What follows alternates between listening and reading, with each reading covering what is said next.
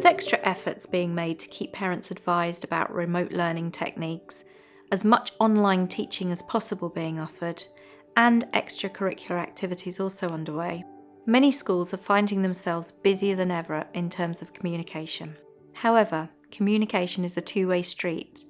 Asking parents for feedback is a critical part of the process and essential in building a solid relationship. Key to harvesting quality feedback is to ask the questions you may not like the answers to. It is important that parents see this as a genuine request. If parents are not able to voice their disappointment or concern, they can become much harder issues to deal with. It is better to canvass parents' opinion on its success or otherwise, sooner rather than later. Feedback can be generated via several sources. The greater the number of sources used, the better the quality of feedback will be. Live chat. Live chat is a popular way of generating feedback. You could invite subject classes or small groups from year groups to take part. Polls and surveys.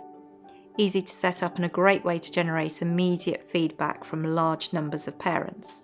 Surveys and polls afford you the opportunity to establish priorities, therefore you can tackle the items of greatest concern or those that offer the best majority outcome first. Positive feedback can also be used to boost staff morale and to promote optimistic messages within the wider school community. If you're planning a survey, also consider whether it can be sent from an independent source. You may find parents are more open and honest if they feel the feedback is not being fed back directly to those delivering the current teaching. Create a group. Parent reps or year group volunteers could be utilised to collect and pass on feedback, which the senior leadership team can then respond to. This is worthwhile over a longer period and is useful for building the credibility of wider management team. Emails. Simply emailing parents and asking them to comment is a more personal way of generating a response. It may prove difficult to manage and respond to in a timely fashion if completed en masse, and important feedback may not be captured for future reference. However, it is worth emailing small groups of parents, those of classes no longer covered by remote teaching, or those of a specific year group where the impact of the current teaching methods may be felt more keenly. Ask for opinion. Picking up the telephone and speaking to parents is extremely time-consuming, but it's the very best way to demonstrate to your parents how seriously you're taking their concerns. It is a rare but valuable practice, the impact of which will be felt more keenly than any other method employed. When creating your questions, be genuine with your request to reach out. Explain why it's important that you're fully aware of the issues parents are experiencing, and of the positives too.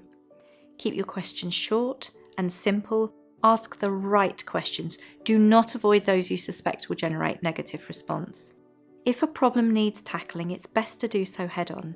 Add a little colour and humour. It's always best to add humility when seeking feedback.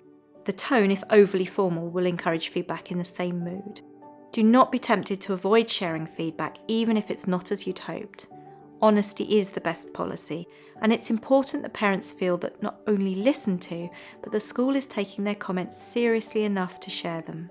Feedback is not only a powerful tool that can give your leadership team insights to chart a course through tricky waters, but most importantly, by requesting it and taking it seriously, it underpins the school's claim that parents and their children are held in the highest regard. It is key to creating a feeling of customer satisfaction. Within the good and the bad, you will find a gem of opportunity and a chance to make a difference to what you do and how you deliver it. In short, feedback is the way you keep your community at the heart of everything you do.